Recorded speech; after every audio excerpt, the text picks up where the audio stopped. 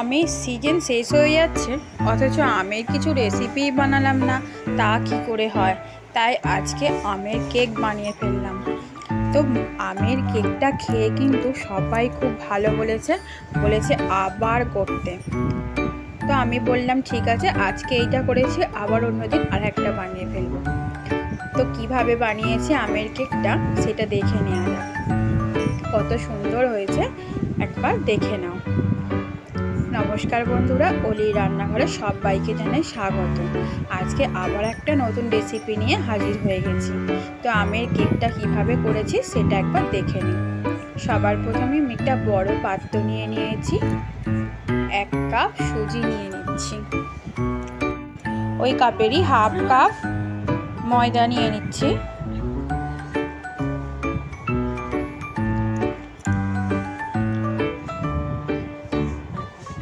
1 cup চিনি নিয়েছি। চিনিটাকে আমি মিক্সিতে ভালো করে গুঁড়ো করে নিয়েছি। 1 কাপের মতো চিনি দিয়ে দিলাম। দুটো আমি শাঁসটা বার করে নিয়েছিলাম, বার করে নিয়ে মিক্সিতে ভালো করে শাঁসটাকে ফাটিয়ে নিয়েছি।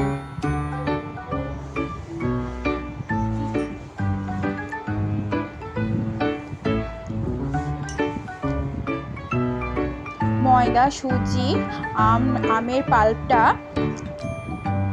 আর চিনিটা একসাথে ভালো করে মিশিয়ে নিচ্ছি। অনেকটাই ঘন লাগছে, তো আমি এখানে জল অ্যাড করব। হাফ কাপের মতো জল দিলেই হয়ে যাবে। তো এরপর ওই কাপ মেপেই আমি হাফ কাপ সাদা তেল দিয়ে দিচ্ছি। ভালো করে সমস্ত উপকরণকে মিশিয়ে নেব।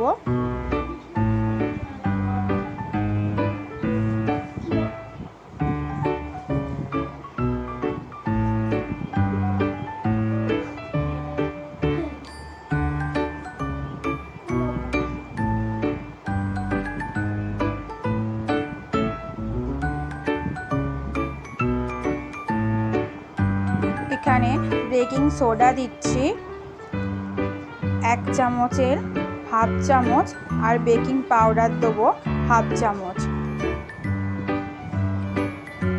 জল দিয়ে দিচ্ছি হাফ কাপ। সমস্ত উপকরণকে ভালো করে মিশিয়ে নিচ্ছি। মিশিয়ে নেওয়ার পর একটা ভালো ব্যাটার বানিয়ে নিতে হবে। আমার এই রান্নাটা যদি ভালো লেগে থাকে তাহলে আমার চ্যানেলটিকে লাইক, সাবস্ক্রাইব এবং শেয়ার করবে। নতুন যদি বন্ধু এসে থাকো আমার চ্যানেলে, তাহলে আমার চ্যানেলটিকে প্লিজ সাবস্ক্রাইব করে দেবে। দেখো ব্যাটারটা ঠিক এরকম হয়েছে। এরপর আমি 10 থেকে 15 মিনিট চাপা দিয়ে রেখে দিচ্ছি। তো এইদিকে আমি যেই পাত্রের মধ্যে কেকটা সেট করব, সেই পাত্রটা আমি ভালো করে অয়েল ব্রাশ করে নিচ্ছি। আর আমার কাছে সাদা কাগজ ছিল, তো কাগজটা ভালো করে নিচে বসিয়ে দিচ্ছি, তার উপর দিয়ে অয়েলটা ব্রাশ করে নিচ্ছি। তো আমি ডবল কাগজ দেবো। প্রথমে একটা দিয়েছি, এরপর আবার একটা দিয়ে দেবো, যাতে তাড়াতাড়ি কেকটা উঠে যায় আর নিচেটা যাতে না পুড়ে যায়।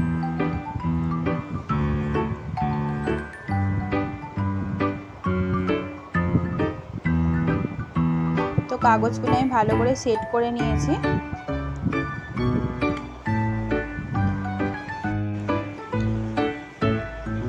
দশ মিনিট পর আমি ঢাকনাটা খুললাম। এবারে এই ব্যাটারটা ওই কেক যে বসাবো সেই পাত্রের মধ্যে ঢেলে দেবো, ভালো করে সেট করে নেব।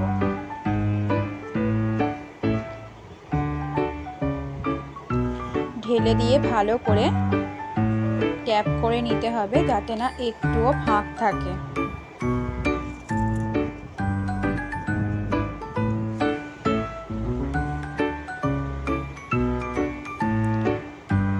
এবারে আমি একটা গ্যাসের মধ্যে কড়াই নিয়ে নিয়েছি। কড়াইয়ের মধ্যে একটা স্ট্যান্ড বসিয়েছি, তার উপরে আমি ওই কেকটা রেডি করার জন্য বসিয়ে দিলাম। মুখটা ভালো করে ঢেকে দিলাম। তো 20 মিনিট পর আমি খুললাম। নিচেটা অনেকটা হয়ে গেছে।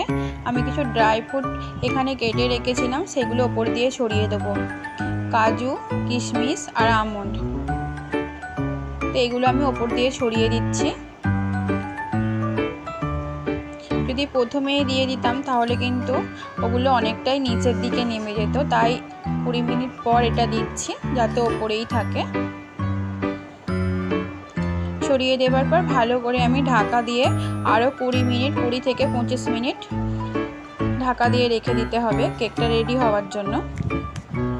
একদম লো ফ্লেমে রাখতে হবে।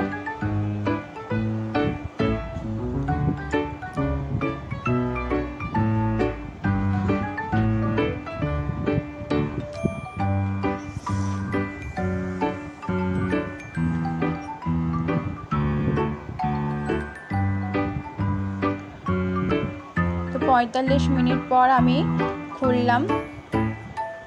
দেখো বন্ধুরা, কেকটা রেডি হয়ে গেছে। আমি একটা ছুরি দিয়ে চেক করলাম, একটু কিন্তু কোনো ব্যাটার ছুরির মধ্যে লাগছে না। তো আমি ওইটা নামিয়ে ঠান্ডা করে নিয়েছি কেকটা। তো সাইড দিয়ে ছুরি দিয়ে কেটে নিচ্ছি।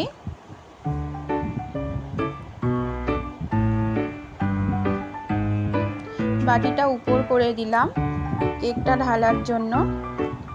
পেছনের কাগজগুলো আমি আস্তে আস্তে তুলে নিচ্ছি। দেখো কত সুন্দর হয়েছে।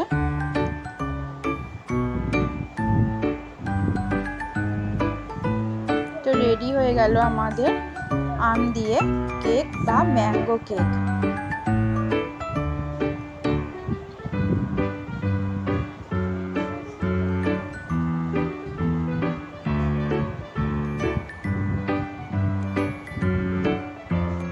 খুব গরম, আমি এখনো হাত দিতে পারছি না, ঠান্ডা করতে দিতে হবে।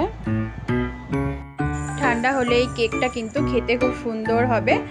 তো টাটা বন্ধুরা, আবার একটা নতুন রেসিপি নিয়ে হাজির হয়ে যাব।